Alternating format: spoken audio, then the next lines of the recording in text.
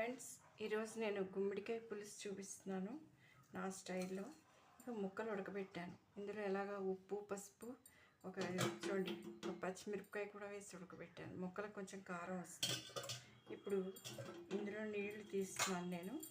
దీనికి కావాల్సినవి ముందు కొంచెం పంచదార, గ్రైండ్ చేసిన పొడి ఉంది ఇంట్లో, అందుకని అది వేస్తున్నాను. కొంచెం కరివేపాకు, ఆవాలు, మెంతులు, ఇంగువ, ఇది పొడిది వేయించి పెట్టుకుని గ్రైండ్ చేసి పెట్టుకుంటాను ఇప్పుడు. తర్వాత ఇదేమో కారం, ఉప్పు, కొంచెం కందిపొడి, లేదంటే బియ్యపిండి కూడా వేసుకోవచ్చు, కొంచెం చింతపండు పులుసు. ఇప్పుడు నేను ముందు ఇందులో కందిపొడి వేసేస్తున్నాను.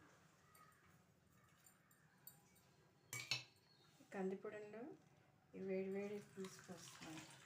పోసేపటికి కొంచెం తొందరగా ఉడికిపోతుంది. ఇలా ఉడుకుతుంది కదా. ఇప్పుడు ఇందులో చింతపండు పులుసు పోస్తాను. రకరకాలుగా చేస్తూ ఉంటారు. అయితే ఏంటంటే ఇది ఆర్గానిక్ షుగర్, ఇది అందుకని చెప్పి షుగర్ వాడుతున్నాను. మామూలుగా అయితే మామూలు షుగర్ అయితే వేయను. చూడండి చింతపండు పులుసు.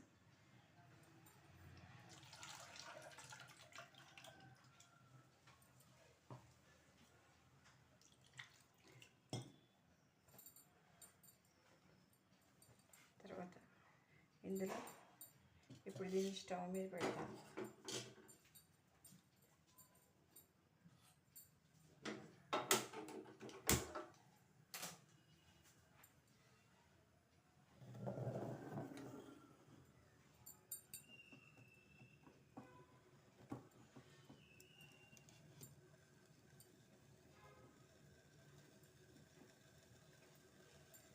చూడండి ఇందులో ఈ సిమ్లో స్టవ్ మీద పెట్టి ఇందులో పంచదార వేస్తున్నాను. ఇక్కడ పంచదార,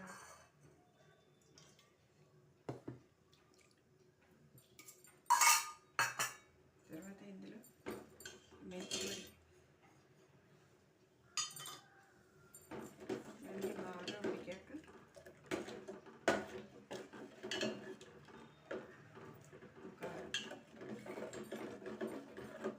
ముక్కలు ముందు ఉడకబెట్టేసుకున్నాం కదా, అట్లనే వేస్ట్ అవ్వకుండా ఉంటాయి. అప్పుడు కావాలంటే నీళ్ళు పోసుకోవచ్చు.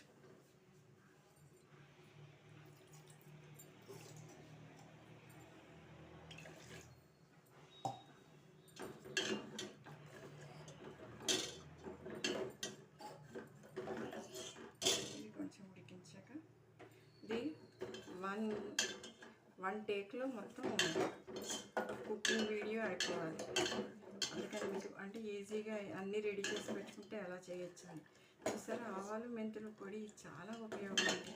దేంట్లో వేసుకున్నా చాలా ఉపయోగంగా ఉంటుంది. అలా ఈ పచ్చిమిరపకాయలు కారం లేనివని ఇప్పుడు ఇది ఉడికిపోయింది. ఇందులో వేస్తాను.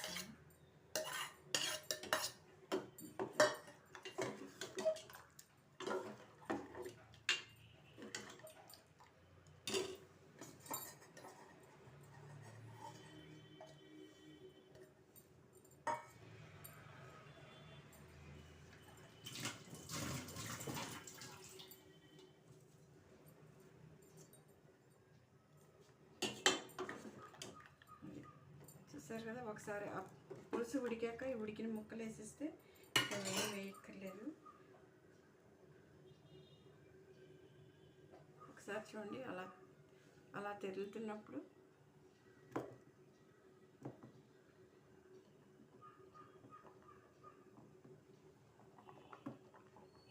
అప్పుడు ఇందులో కరివేపాకు వేసి ఆపేయండి. చూసారా, ఇంతే, గుమ్మడికాయ సాంబార్ రెడీ.